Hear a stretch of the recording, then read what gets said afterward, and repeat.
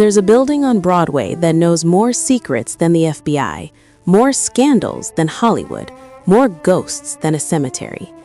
Inside these walls, the World Series was fixed. Baseball's greatest hero learned to hit home runs. Opera legends practiced arias at midnight, and at least 2 people were murdered. This is the story of America's most notorious apartment building, a palace built by a madman, saved by musicians, and haunted by everyone who ever lived here. The Ansonia, Palace of Secrets. William Earl Dodge Stokes didn't just want to build an apartment building, he wanted to build a civilization. In 1899, the Upper West Side looked like the Wild West. Above 72nd Street, there was nothing, just dirt roads and dreams. But William Earl Dodge Stokes saw something different. Where others saw wasteland, he saw the future. Stokes had the money to make it happen. He'd inherited millions from his grandfather's copper mining empire, the Phelps Dodge Corporation, one of the largest operations in the world. But he'd also inherited something else, a volatile temper, an appetite for scandal, and a vision that most people thought was insane. Stokes didn't just want to build a hotel, he wanted to build a self-contained civilization, a palace where residents would never need to leave, and he was willing to spend every dollar he had to make it real. In 1899, he broke ground on a full city block between 73rd and 74th Streets. The site had belonged to an orphan asylum. Now it would become the grandest residential building in America. The original budget was $750,000. The final cost? $8 million, more than 10 times the estimate. Stokes didn't care. He kept building. Higher, grander, more extravagant. 17 stories rose above Broadway. At the time, it was one of the tallest residential structures in the world. The facade was clad in limestone and white brick, covered in terracotta ornaments. Corner turrets, domed cupolas, iron balconies jutting from every window. One observer called it a confection of French Renaissance detail. Stokes named his creation after his grandfather, Anson Green Phelps, the Ansonia. When it opened in 1904, newspapers called it the monster of all residential hotel buildings. 1,400 rooms, 300 suites, 6 passenger elevators. It was the largest residential hotel in the world, but size was just the beginning. The apartments featured double-width mahogany doors, 3 daily changes of fresh linens, private pantries connected to a central kitchen by dumbwaiter, every meal prepared by professional chefs and delivered still warm to your door. The basement was an entire village, a shopping arcade with a butcher, a barber, a bakery, and a laundry, cold storage vaults for furs, safe deposit boxes for jewelry, a theater for private performances, and a swimming pool, the largest indoor pool ever built, stretching through the basement like an underground lake. The public rooms were decorated like Versailles, Louis XIV style, with ornate moldings, chandeliers, and gilt trim, a dining room that seated 550 guests, tea rooms, writing rooms, palm courts. Stokes even hired an art curator to assemble a collection of 600 paintings to hang throughout the building. The Ansonia wasn't just a residence, it was a monument to one man's extravagant vision. But the truly revolutionary feature was hidden in the walls themselves. Stokes had built walls 3 feet thick, originally for fireproofing, to prevent the devastating fires that had plagued American buildings for decades. But these walls did something else, something magical. They stopped sound. A vocalist could practice at full volume without disturbing the stockbroker next door. A pianist could work through the night without a single complaint. In an era before electronic soundproofing, the Ansonia offered something almost impossible: privacy. Musicians began to take notice. The building also offered climate control unlike anything else in New York. Stokes had designed a system that circulated freezing brine through steel pipes buried within the walls. During brutal summers, when temperatures soared and humidity made the city unbearable, the Ansonia maintained a constant 70 degrees. For performers concerned about their voices and instruments, this wasn't merely luxury, it was necessity. Messages traveled through the building via pneumatic tubes hidden in the walls. Residents could communicate with the front desk, order meals, or send notes to neighbors without ever leaving their apartments. The system hissed and clicked throughout the day and night, carrying gossip and dinner orders with equal efficiency. The statistics of the Ansonia bordered on the absurd: 362 telephones, 18,000 electric burners, 2,500 steam radiators, 400 refrigerators, 600 toilets. When the Otis Elevator Company quoted a price Stokes considered too expensive, he simply created his own elevator company and designed his own hydraulic model. But the craziest feature wasn't in the basement or the walls. It was on the roof. High above Broadway, accessible only by freight elevator, Stokes built a working farm. 500 chickens, 6 goats, 4 geese with clipped wings, a pig named Nankepu, and a small bear. The chickens provided fresh eggs delivered to tenants each morning by bellhop. The goats provided milk. Any surplus was sold to the public in the basement arcade at discount prices. For Stokes, this wasn't eccentricity. This was the fulfillment of his grand experiment in self-sufficiency. The Ansonia would produce its own food, generate its own power, and provide every service its residents could possibly require. No one would ever need to leave. In the lobby, visitors encountered another surprise. A large fountain dominated the entrance hall, and in that fountain swam live seals.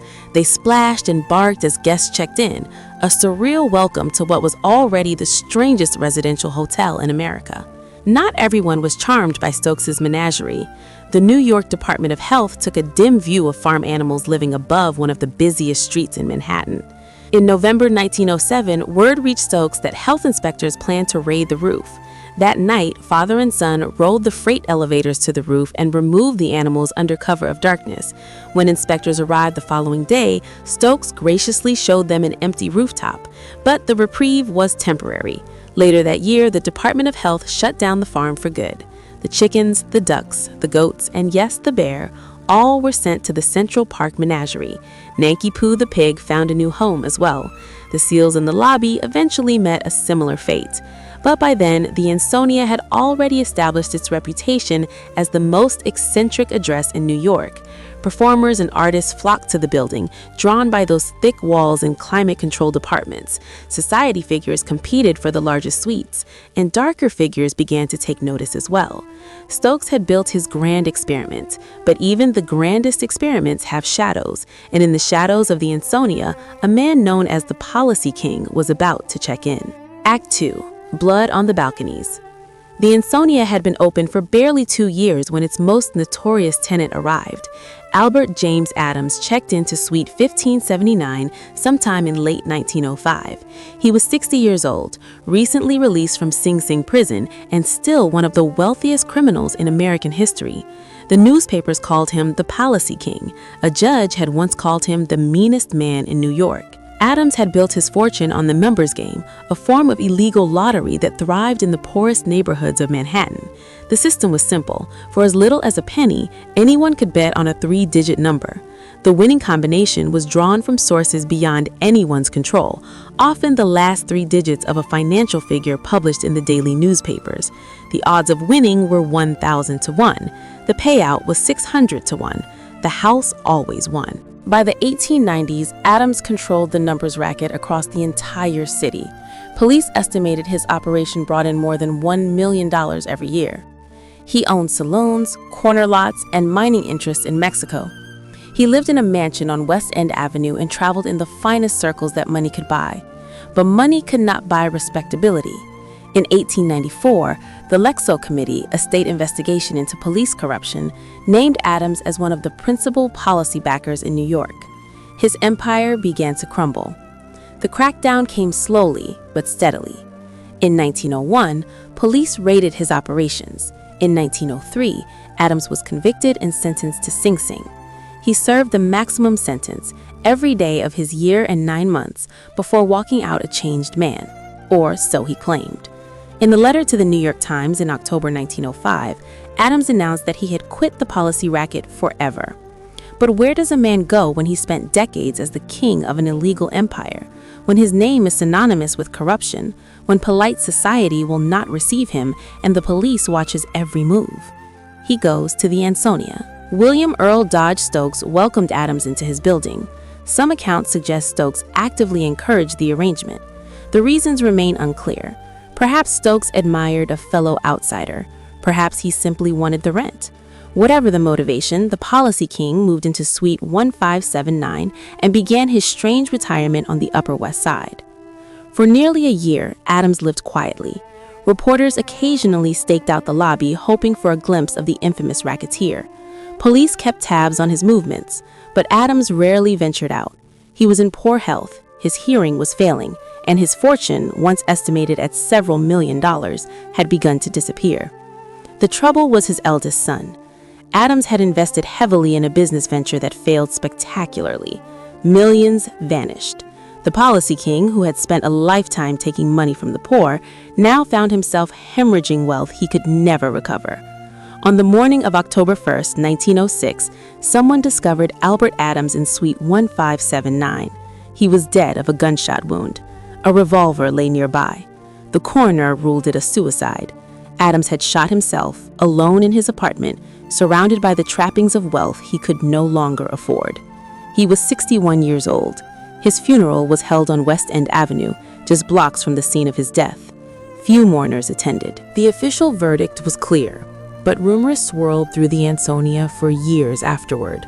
Some whispered that the policy king had not taken his own life. Some pointed fingers at gambling debts, at enemies from his criminal past, at the very man who had welcomed him into the building.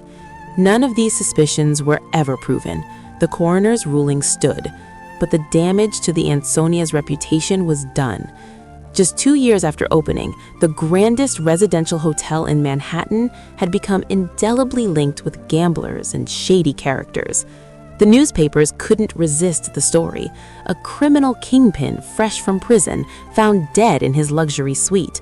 It was precisely the kind of scandal that would follow the Ansonia for the next century.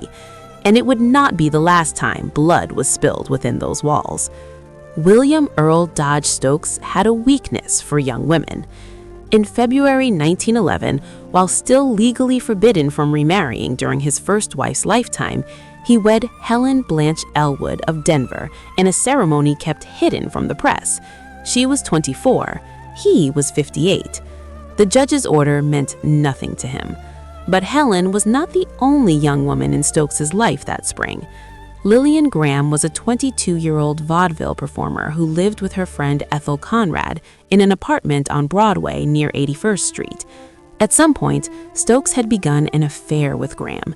He had also made the mistake of writing her love letters, detailed, compromising, potentially ruinous love letters, the kind that could destroy a man's reputation and his new marriage in a single afternoon. By June, Stokes wanted those letters back. On the evening of June 7, 1911, Stokes arrived at the apartment Graham shared with Conrad. What happened next depends on who was telling the story. Stokes claimed the women had demanded money in exchange for the letters. When he refused to pay, they attacked him. Graham and Conrad told a different tale. They said Stokes had initiated the meeting, arriving in a rage, demanding the letters, and turning violent when they refused. What is certain is that gunfire erupted in that small apartment. Lillian shot first. The bullet struck Stokes in the right thigh. He tried to flee, but she fired again, hitting him in the right calf. Stokes lunged for the pistol and managed to wrestle it away. He grabbed Lillian by the wrists and held her in front of him like a shield. From across the room, Ethel Conrad raised her own weapon. She fired. The bullet found its mark in Stokes's left calf. Still gripping Lillian, Stokes staggered toward the door. The pair tumbled into the hallway with Ethel close behind. Their screaming roused the neighbors.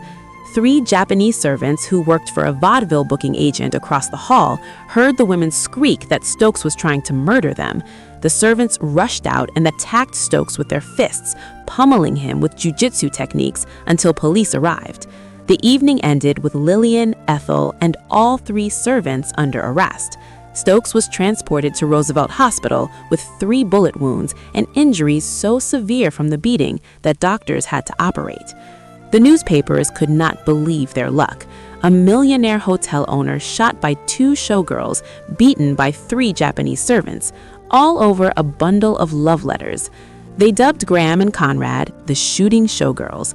The trial that November became a sensation. Both women pleaded self-defense. They testified that Stokes had attacked them first, that they had fired only to save their own lives. The jury believed them. Both were acquitted. The story didn't end there. While awaiting trial, the women had attracted the attention of Willie Hammerstein, son of the famous theatrical impresario Oscar Hammerstein. The younger Hammerstein recognized opportunity when he saw it. He paid their bail and immediately put them to work on the vaudeville circuit as a novelty act, the shooting showgirls, the women who shot a millionaire and walked free. For Stokes, the humiliation was complete. He had been shot, beaten, and publicly exposed as an adulterer just months after his forbidden marriage. His name was dragged through every newspaper in the city, and his beloved Ansonia, though the shooting had occurred blocks away, became forever associated with scandal and violence. The owner of the most famous residential hotel in New York had become a tabloid joke. But Stokes would not be humbled for long. He had survived bullets and beatings, he had weathered disgrace, and he still had his building. Inside the Ansonia, meanwhile, the residents barely noticed the scandal. They were too busy making music. Act 3. The Fix. In September 1919, a group of men gathered in a suite at the Ansonia Hotel. They were not there to listen to opera or discuss real estate. They were there to betray the national pastime. The men were members of the Chicago White Sox, the best team in baseball that year. They had clinched the Amateur League pennant and were heavily favored to win the World Series against the Cincinnati Reds. But several of the players had a different plan. They intended to lose. The ringleader was Chick Gandil, the team's first baseman. Gandil had been talking to gamblers for weeks about the possibility of throwing the series. He had already recruited the team's ace pitcher, Eddie Saccott, who was bitter about years of low pay and broken promises from the team's notoriously cheap owner. Now Gandil needed more players to make the scheme work. That night at the Ansonia, Gandil laid out the proposition to his teammates. The gamblers would pay each man $10,000. In exchange, the players would make sure Cincinnati won. It was simple. Make a few errors at key moments, throw a few pitches down the middle, let the other team score. No one would suspect a thing. The players who gathered in that room included some of the finest talent in baseball.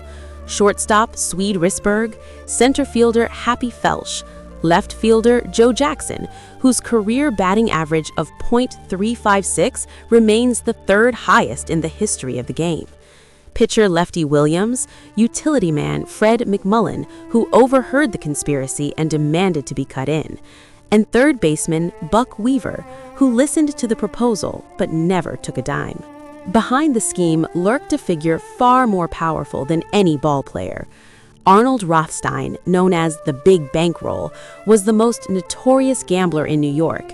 He ran illegal betting operations throughout the city and had connections to organized crime across the country. Rothstein never met directly with the players. He was too smart for that. But his money financed the fix. His lieutenants handled the payments.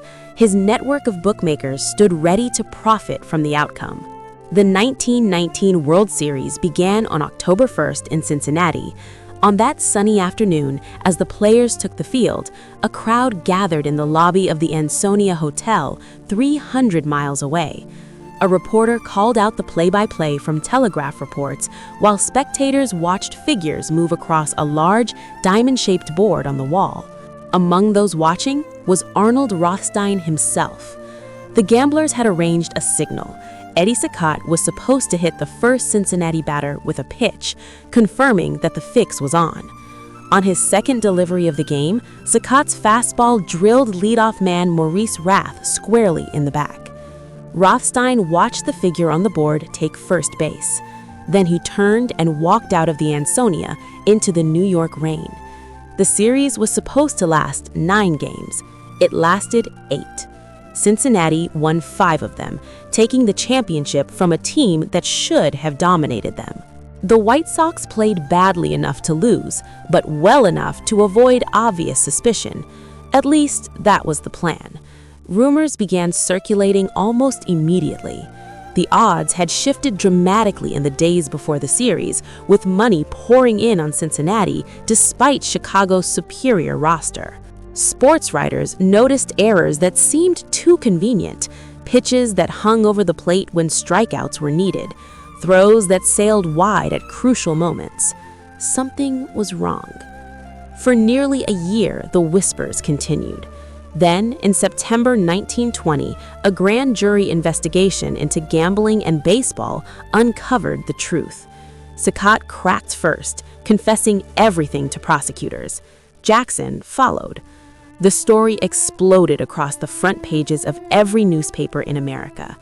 8 men were indicted for conspiracy to defraud the public. They became known as the Black Sox, a name that would follow them for the rest of their lives. Despite their confessions, all 8 were acquitted at trial in August 1921 when key evidence mysteriously disappeared.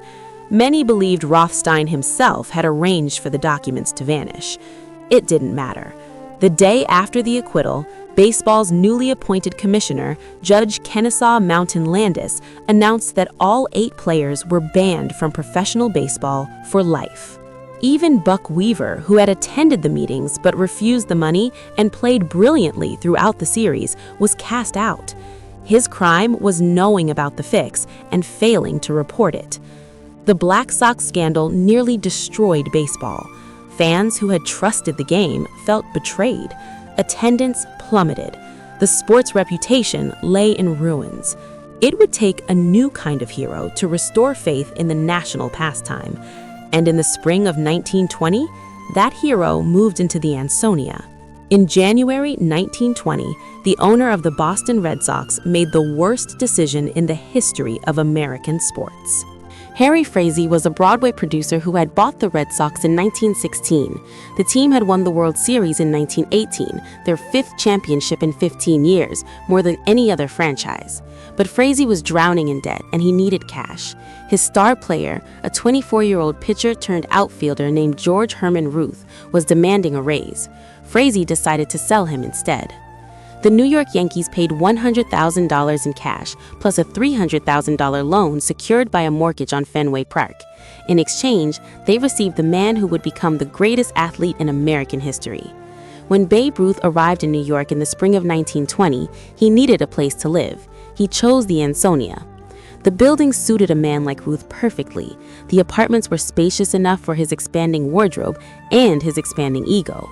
The heavy masonry walls meant he could stay out until dawn without his neighbors hearing him stumble home.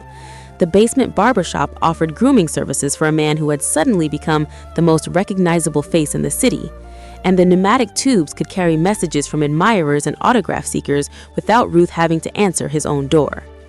Ruth made himself at home immediately.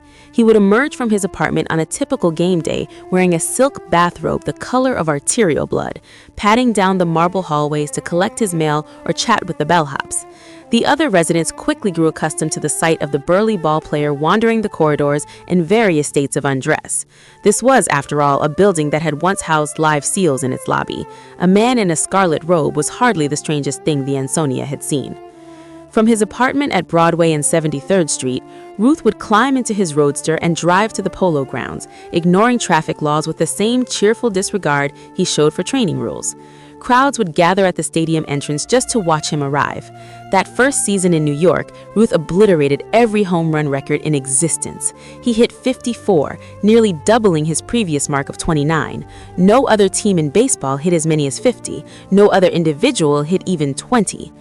The Yankees, a franchise that had never appeared in a World Series, suddenly drew more than 1 million fans to the Polo Grounds, becoming the first team in Major League history to reach that number. Ruth was not merely a ball player, he was a phenomenon. Newspapers tracked his every move, photographers followed him through the streets. Children who had never been to a baseball game knew his name, his face, his legend. In an era before radio broadcast and television, before the modern machinery of celebrity, Babe Ruth became the most celebrated person in America through sheer force of personality and an ability to hit baseballs farther than anyone had ever hit them before. The Ansonia saw all of it: the late nights, the early mornings, the parade of visitors that streamed through Ruth's apartment at all hours. The building's discretion served the Bambino well. Whatever happened behind his door stayed behind his door, absorbed by those walls that had been designed for opera singers and their scales. Ruth also discovered another use for the acoustic isolation. Inspired perhaps by the musicians who surrounded him, he decided to take up the saxophone. The results were not pretty. Ruth attacked the instrument with the same enthusiasm he brought to everything else in life, which is to say, loudly and without much regard for technique. His neighbors, who included some of the finest ears in classical music, were grateful that the masonry absorbed most of the noise. Back in Boston, the Red Sox began their descent into darkness. The team that had won 5 of the first 15 World Series would not win another for 86 years. The Yankees, meanwhile, reached their first World Series in 1921 and won their first championship in 1923. They would add 26 more titles over the following decades, more than any other team in professional sports. Sports writers eventually gave the phenomenon a name: the Curse of the Bambino. They said that Ruth, angry at being sold like property, had hexed his former team. Whether the curse was real or merely a convenient explanation for decades of mismanagement, one thing was certain: the transaction that brought Babe Ruth to New York changed the course of baseball history, and his first address as a Yankee was the Ansonia. Ruth would eventually move on to other residences as his fortune grew, but during those early years in New York, when he was transforming himself from a talented ballplayer into a national icon, he called the building on Broadway his home. The same building where, just months before his arrival, a conspiracy had been hatched to destroy the very game he would come to save. William Earl Dodge Stokes was still alive when Ruth arrived, though barely. His health was failing, his fortune was shrinking, and his once magnificent building was beginning to show signs of age. The man who had dreamed of creating a palace on Broadway would not live to see what became of his creation. But the musicians who had flocked to the Ansonia barely noticed the scandal swirling around them. They had their own concerns: rehearsals to attend, performances to prepare, rivals to outshine, and somewhere in the building always, the sound of someone practicing, muffled by those thick walls but never quite silent. Act 4. The Palace of Muses. When Giulio Gatti-Casazza arrived in New York in 1908 to become the new general manager of the Metropolitan Opera, he faced an immediate problem: where would he live? The Italian impresario had left La Scala in Milan, one of the greatest opera houses in the world, to take command of an American company that desperately wanted to rival the European stage. He needed an address worthy of his station. He chose the Ansonia.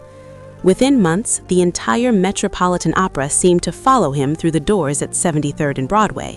The building's reputation for soundproof walls and climate-controlled apartments spread through the musical community like a whispered secret. For performers whose livelihoods depended on their voices and instruments, the Ansonia offered something no other building in New York could match: protection. The great tenor Enrico Caruso was among the first to recognize what Stokes had accidentally created. Caruso, already the most famous singer in the world, maintained his primary residence at the Knickerbocker Hotel near Times Square, but he kept an apartment at the Ansonia as well, drawn by the thick walls that gave him freedom to rehearse his legendary arias whenever inspiration struck. In an era before electronic amplification, an opera singer's voice was everything. The Ansonia let Caruso preserve his instrument in private. Arturo Toscanini, the legendary conductor who would eventually lead both the Metropolitan Opera and the New York Philharmonic, took up residence in the building shortly after Gatti-Casazza. The two Italians had worked together at La Scala, and Toscanini followed his former colleague across the Atlantic to reshape American classical music. From his apartment at the Ansonia, Toscanini could prepare for performances without interruption, studying scores late into the night while the rest of the city slept. The composers came next. Igor Stravinsky, whose Rite of Spring had caused a riot at its Paris premiere in 1913, found refuge at the Ansonia during his visits to New York. Gustav Mahler, the Viennese composer and conductor who briefly led the Metropolitan Opera and the New York Philharmonic, kept an apartment in the building during his American seasons. Sergei Rachmaninoff, the Russian pianist and composer who had fled the Bolshevik Revolution, discovered that the Ansonia's walls allowed him to practice his thunderous concertos without complaint. The building became a vertical conservatory. Walking the hallways on any given afternoon, a visitor might hear a soprano practicing Puccini behind one door, a violinist working through Bach behind another, and the muffled thunder of a Steinway grand somewhere above. The pneumatic tubes that carried messages between apartments also carried gossip about auditions, rivalries, and romantic entanglements. The Ansonia was not merely a place where musicians lived, it was where the American classical music world conducted its business. Some residents took advantage of the soundproofing in unexpected ways. The Danish tenor Lauritz Melchior, famous for his Wagnerian roles at the Met, used the long corridors for target practice. According to building legend, Melchior would set up targets at one end of the hallway and fire his pistol from the other, confident that the thick walls would absorb the sound. Whether his neighbors appreciated this hobby remains unrecorded. The theatrical impresario, Florenz Ziegfeld, also discovered a practical use for the Ansonia's size. The producer of the famous Ziegfeld Follies maintained not one but two apartments in the building, one for his wife, the actress Billie Burke, and another for his mistress. The vast building allowed him to keep both women in residence without their paths ever crossing. It was, in its way, a perfect arrangement for a man whose business was spectacle and illusion. Not every musical resident was blessed with genuine talent. Florence Foster Jenkins, a wealthy socialite who fancied herself an opera singer, lived at the Ansonia for years. Jenkins possessed more money than musical ability. Her voice was legendarily terrible, wavering off pitch and cracking on high notes that she attacked with misplaced confidence. But she loved to sing, and the Ansonia's walls ensured that her practice sessions remained mercifully private. She would eventually rent Carnegie Hall for a public recital in 1944, a performance so memorably awful that tickets became collector's items. The building also attracted the business side of the music world. Sol Hurak, the impresario who would bring the Bolshoi Ballet and countless other international performers to American audiences, maintained offices at the Ansonia. Young musicians hoping for a career would make pilgrimages to the building, knowing that behind any door they might encounter a conductor who could make their reputation or a manager who could book their first tour. By the 1920s, the Ansonia had established itself as the unofficial headquarters of classical music in America. The Metropolitan Opera stood just a short carriage ride away on 39th Street. Central Park offered a green refuge for performers seeking fresh air and quiet reflection. And the building itself provided everything a musician could need: rehearsal space, privacy, climate control, neighbors who understood the demands of artistic life. The arrangement was not always harmonious. Egos clashed, rivalries simmered. A soprano on the 10th floor might refuse to speak to a mezzo on the 8th over some long-forgotten slight at an audition. But the Ansonia absorbed it all. The walls that muffled sound also muffled conflict. Whatever dramas played out behind closed doors stayed behind closed doors. For William Earl Dodge Stokes, the Ansonia's transformation into a musical colony must have seemed vindication. He had designed the building to attract the city's elite, and the greatest artists of the age had answered his invitation. But Stokes himself was rarely there to enjoy his creation. By the time Caruso and Toscanini had made the Ansonia famous, Stokes was consumed by lawsuits, scandals, and the slow erosion of his fortune. The musicians barely noticed. They had their own concerns, rehearsals to attend, performances to prepare, rivals to outshine, and somewhere in the building, always, the sound of someone practicing, muffled by those thick walls, but never quite silent. By the early 1920s, William Earl Dodge Stokes was a man under siege. His health was failing, his second marriage was collapsing, and the fortune he had spent a lifetime building was disappearing into the pockets of lawyers. The divorce battle with Helen Elwood Stokes had become one of the most vicious in New York history. Stokes accused his wife of carrying on affairs with multiple men. Helen fired back with accusations of her own. She claimed that Stokes had beaten her throughout their decade together. She testified that their apartment at the Ansonia had become unlivable, and she offered a remarkable piece of evidence to prove it. Her husband, she told the court, kept 45 chickens in their kitchen. The apartment was so filthy, she said, that she could no longer eat there. It was a pathetic echo of the rooftop farm that had once been Stokes's pride. The goats and the bear were long gone, sent away when the health department shut down the operation in 1907. But Stokes had apparently never given up on his dream of self-sufficiency. He had simply moved the poultry indoors. In 1922, Rita D'Acosta, Stokes's first wife, appeared in court to testify on Helen's behalf. She claimed that Stokes had been violent during his first marriage as well. The newspapers devoured every detail. The man who had built the grandest apartment hotel in New York was being exposed as a domestic tyrant who lived among chickens. Stokes spent more than $1 million on legal fees, but in 1923, the court denied his request for divorce. He was tried for conspiracy to defame Helen, though eventually acquitted in 1925. By then, the old man had given up. He moved out of the Ansonia, retreating to a townhouse on West 73rd Street, just around the corner from his creation, but no longer part of it. On May 18, 1926, William Earl Dodge Stokes died of lobar pneumonia. He was 73 years old, just 4 days short of his 74th birthday. The New York Times noted that despite a life of almost incessant litigation, Stokes had left an estate valued at approximately $8 million. It was not to last. Within 2 years, lawyers and creditors had picked the estate clean. By 1928, the value had been revised downward to just $300,000. The Ansonia passed to his son, Weddy, but the younger Stokes had no interest in running his father's dream. He had inherited his father's appetite for scandal without his talent for business. The hotel that had once been the jewel of the Upper West Side began its long decline. The restaurants closed, the central kitchens were shut down, the grand ballroom fell silent. The suites that had once housed opera stars were subdivided into smaller units, their elegant proportions carved up to squeeze in more paying tenants. During the Second World War, the ornate iron balconies and railings were stripped from the facade and donated to scrap metal drives.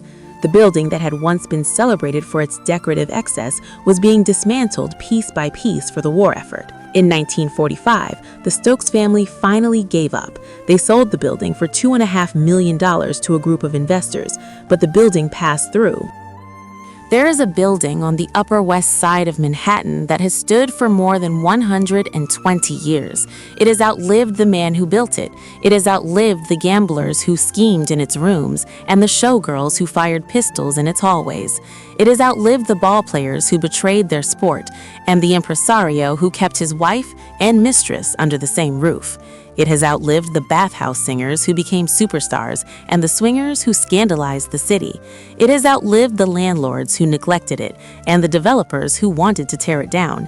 The Ansonia endures.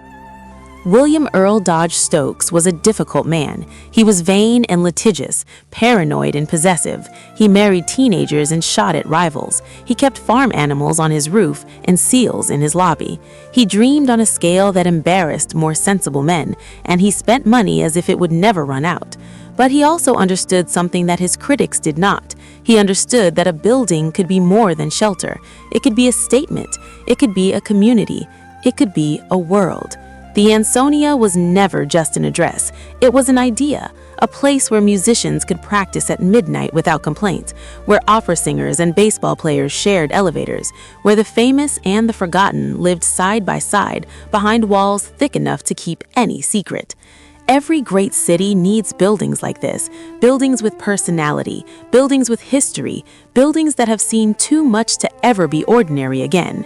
The Ansonia has seen everything, birth and death, fame and disgrace, love and betrayal. It has witnessed the greatest scandal in baseball history and the birth of a cultural revolution in its basement. It has been a palace and a slum, a landmark and a cautionary tale, and through it all it has remained standing, stubborn, beautiful, unapologetic. The next time you walk up Broadway and see that ornate facade rising against the sky, remember what you're looking at. You're looking at one man's impossible dream, preserved in limestone and brick and terracotta. You're looking at a survivor. The Ansonia, the cursed palace of Broadway, still standing, still adding chapters.